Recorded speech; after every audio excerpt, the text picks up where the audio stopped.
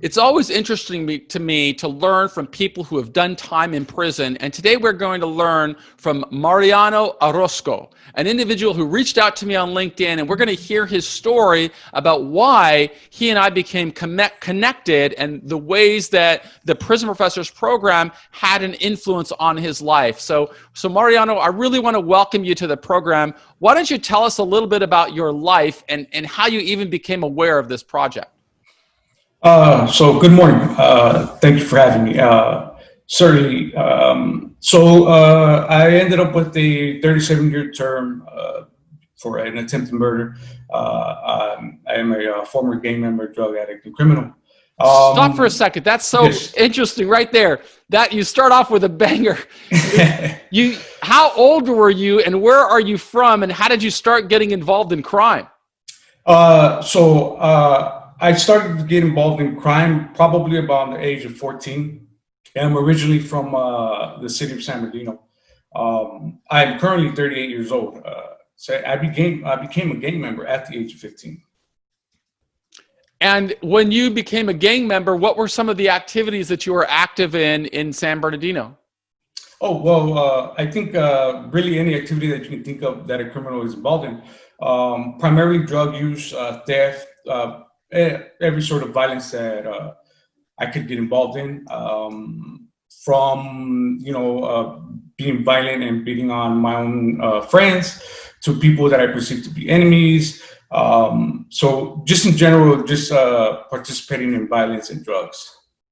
And did you when you said participating in drugs, did you use drugs or sell drugs or both? Primarily use. I was addicted to methamphetamine, and I used some marijuana, but methamphetamine was definitely my drug of choice. And when did you start having problems with the law? Early on, soon after. The first time I was arrested was for GTA. I decided to participate in stealing of vehicles, and I was arrested and subsequently went to juvenile hall. That was already at the age of 15, and I went to placement a couple of times until the age of 18. And then again at the age of 20, I was arrested for the crime where I served the 18 years for. What was that crime was again what? That crime was gang related. I shot at a rival gang member. And how long after you shot the gang member did it take before you were caught and brought into custody? About 3 days. And when you were brought into custody, did you have an idea the length of sentence you were facing? Not at all. Actually, I had this idea about getting away with it because I had gotten away with so many things prior to that. I really wasn't too concerned. My primary concerns were sort of how I was going to spend the time that I was going to spend, which I thought was going to be short in the county jail. So, I was thinking about who was there, what friends I can call on and ask for support, and how much I was going to participate in sort of jail politics. So the day that you got there, you had a mindset of you were going to build your reputation in jail and prison. You weren't thinking about, I want to do anything better with my life. Oh, definitely, yeah. I was not thinking at all about improving myself or my future or any part of the community that I belong to. Does that mean that you, as a young man, an adolescent even, somebody who's only 20 years old, you kind of had a mindset that you're going to serve time in prison and this is going to be a normal part of your life? Oh, yeah. I had already accepted that. It's part of the belief system and the traditions, primarily with the gang culture. Well, that's where I was going to end up. And I was willing to do that. Although I didn't like it, I understood that I felt like that's where I belonged anyway. So I was sort of all for it. So that means you didn't have aspirations then at 20 of getting a job ever or of being a homeowner or having a family. None of that meant anything to you before you went into the prison system.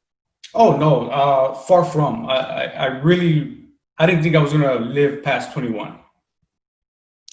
And so when you were in prison, tell us about your adjustment. So in prison, nothing much changed for me while I was in the county jail or the first 10 years of my prison term. Which jail were you in? I was in West Valley Detention Center in Rancho Cucamonga. And that is a big jail. Walk me a little bit. Tell me about it. So yeah, starting off the very top, they have designated units, and because I was a gang member, I was placed into where the gang members were placed. I was there for about 3.5 years, and throughout those 3.5 years, I was very much involved in the doings with the sort of politics and enforcing and having doing my way of like gaining what I needed, all these things that you hear about that are very true. I was participating at, extortion and sort of the clique mentality, everything that you can think of that is bad in prison, I was participating. So when I was in prison, it never occurred to me to think I'd want to stay there. Every day I wanted to get out of prison, and I wanted to do everything I possibly could to prepare to get out and emerge and say nobody's going to know that I served a day in prison. When I'm looking at you, Mariano, I look at somebody that looks clean cut to me and is well spoken. How did you go from having that mentality of prison's going to be a part of my life to developing this persona that I see right now at 38 that shows you that, at least by perception, you look different? How did that transformation occur? Thank you. So I've worked hard at it, right?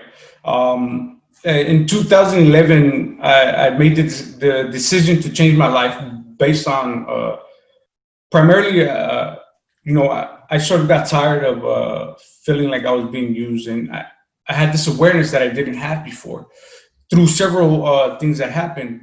One of them is, I lost my brother. He was murdered in gang violence out here. And that made me realize sort of that I wasn't untouchable, that I too can lose my life at any time.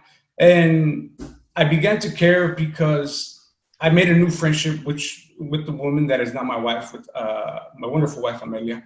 And she began to also create this awareness in me.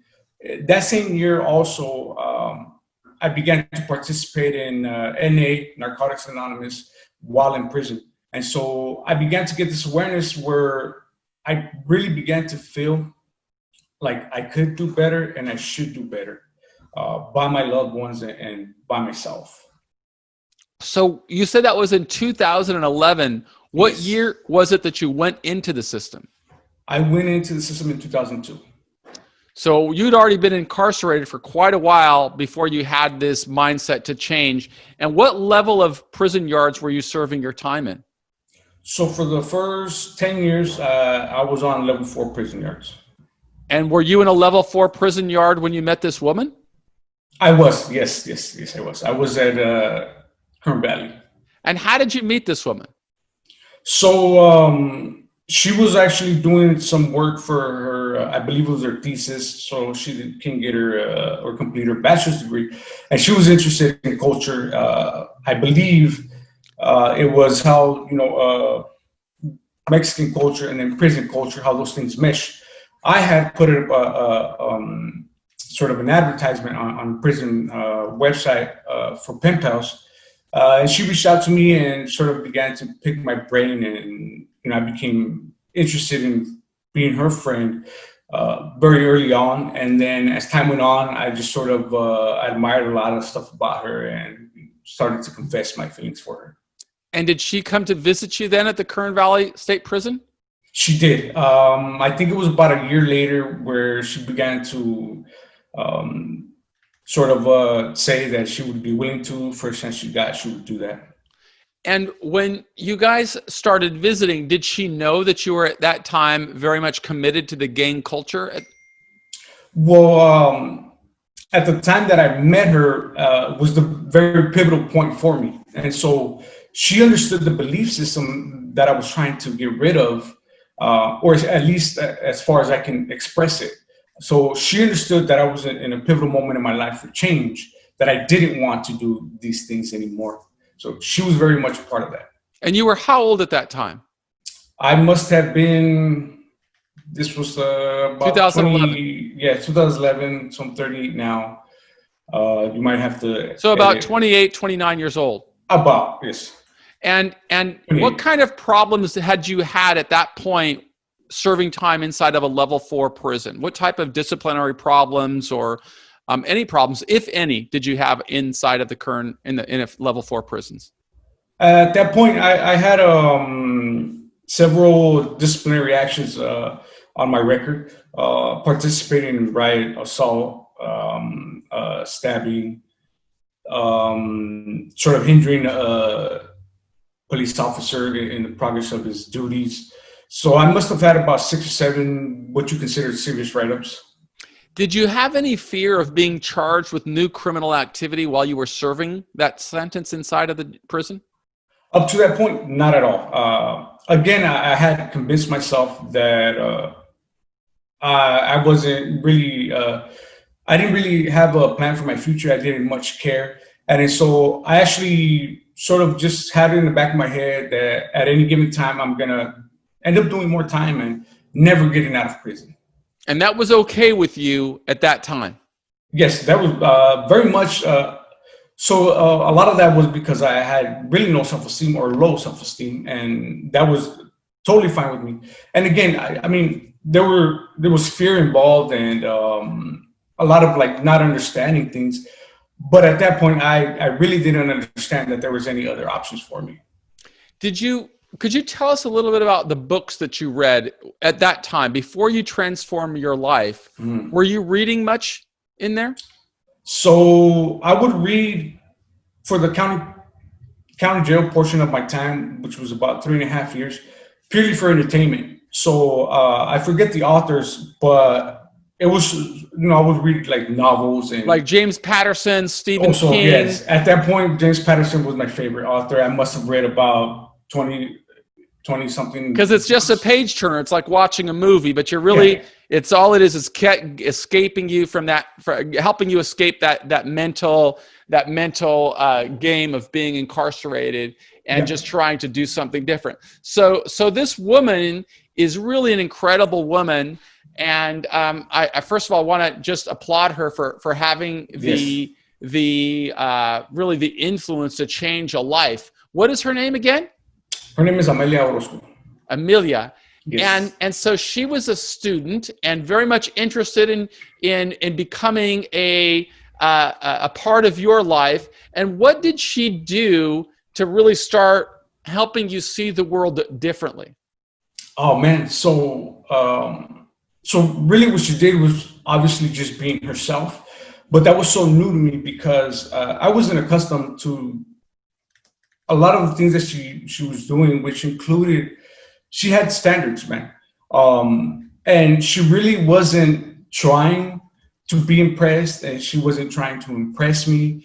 And it was so refreshing that I understood off the top that if I wanted to be her friend, I had to be honest.